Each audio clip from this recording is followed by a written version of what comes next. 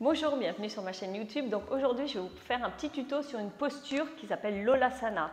Donc l'Olasana, c'est une posture de transition qui arrive en première série d'Ashtanga Yoga après la posture de la chaise, dans les postures debout ou de Katasana. Et elle arrive également quand on veut faire les jump back, bon là c'est plus sollicitant, et elle arrive en deuxième série après les back bend comme Ushtrasana, donc le chameau, Kapotasana, pigeon. Donc ces postures-là qui sont très sollicitantes pour le dos. En fait, l'Olasana va venir rétablir la force en replaçant ici le sacrum et resserrer tout. Donc, c'est vraiment une très bonne posture pour garder la force au niveau du ventre.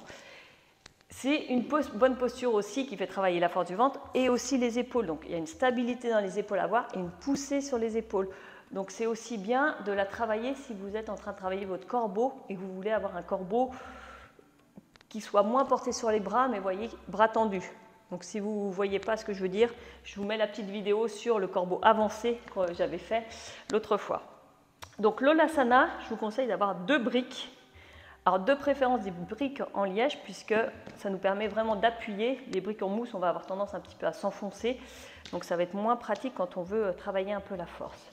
Donc déjà, on va commencer ici.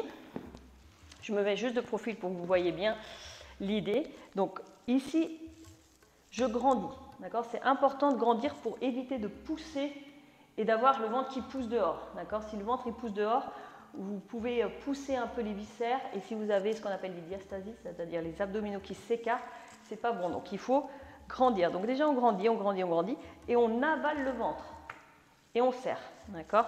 Ensuite, on va venir coller les côtes sur les cuisses ici. D'accord ? Donc première étape. Les briques, on les met à peu près au niveau des genoux, voire un petit peu devant, légèrement. Et on va garder ce contact ici des cuisses sur les côtes. On expire tout. Donc pareil, toujours en grandissant, comme si votre bassin il repart derrière, les côtes elles avancent, on grandit, on expire tout. À l'expire, vous serrez au niveau du périnée, vous avalez le ventre, expire. On pousse dans les briques et on va garder le contact des genoux sur les côtes. Et on pousse, on soulève. On garde les pieds au sol au début. Hop, on soulève et on reste. 1, 2, 3, 4, 5. Expire. On relâche. Ok. Deuxième, on va pousser, on va soulever un pied. Donc, hop, je grandis, vous voyez. Hop, et j'avance mes côtes loin, loin, loin, loin, loin. Je serre le ventre, je serre le périnée, j'expire. Je pousse. Et je lève un pied. 1, 2, 3, 4, 5. C'est dur, c'est normal que ça tremble. Expire.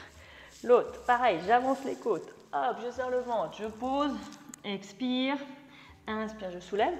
1, 2, 3, 4, 5. Expire. On fait une petite pause pour les poignets.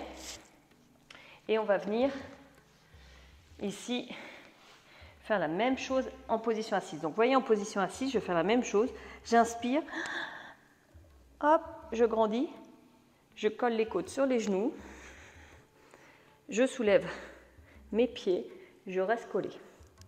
1, 2. Alors là, j'ai mes bras qui tiennent. 3, mais forcément. 4, 5. On va enlever les bras, on reste. 1, 2, 3, 4, 5. Directement en Navasana. 1, 2, 3, 4, 5. Et expire. Vous voyez, la force qu'il faut pour tenir ses jambes contre, c'est ce qu'on va essayer de faire maintenant sans nos briques. Pour l'Olasana. On va faire l'Olasana avec les briques, pardon. L'Olasana avec les briques, première. Donc, je grandis, je mets les côtes sur les cuisses. Expire, je garde le contact des genoux contre les côtes. Expire tout.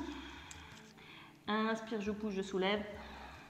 Hop, 1, 2, 3, 4, 5. Ça fait trembler les bras. On enlève les briques. On va essayer de faire donc sans les briques, donc une jambe par une jambe. Et on verra si vous arrivez à soulever les deux. Ensuite pour l'Olasana. Hop, on grandit, expire, je pousse, je soulève une jambe. 1, 2, 3, 4, 5. Et expire. Secouez un peu vos poignets si vous sentez que ça tire aussi dans les poignets. L'autre côté. Hop, expire. Inspire, je pousse. 1, 2. C'est coller ce nombril à la colonne. 3, 4, 5. Expire. Ok, maintenant, l'Olasana. Hop, on grandit, on colle, expire tout. Serrez vos pieds. Et vraiment, au niveau du périnée, vous serrez aussi. Si vous ne savez pas où c'est, imaginez que vous voulez aller aux toilettes et qu'il n'y a pas de toilette. Donc, tac, vous êtes obligé de tout serrer. Expire. Inspire, on essaie de soulever. Hop, et on soulève tout. 1, 2, 3, 4, 5. Expire. Et c'est l'Olasana, d'accord? Donc je vous ai dit, cette posture traditionnellement, on ne la tient pas 5, puisque c'est une posture de transition. Mais quand vous sortez de Kapotasana ou du chameau, ici, donc je vais vous faire un chameau. Inspire, on grandit le chameau. Vous voyez ici, je vais pousser le sacrum vers le bas, vers l'avant. Hop, sacrum vers le bas, vers l'avant. On pousse les hanches sont au-dessus des genoux. Loin, loin, loin, loin, loin. Donc soit on reste ici si on veut un petit chameau, soit chameau plus avancé. Hop, on tient.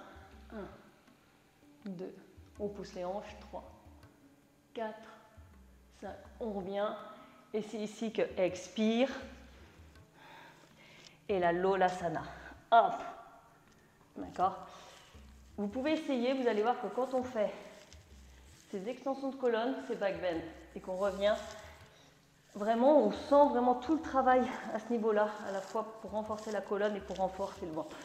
Donc voilà, donc j'espère que cette vidéo vous a plu. Entraînez-vous si ça ne vient pas, mettez des briques jusqu'à temps que vous arriviez à vous soulever. Et je vous dis à très bientôt.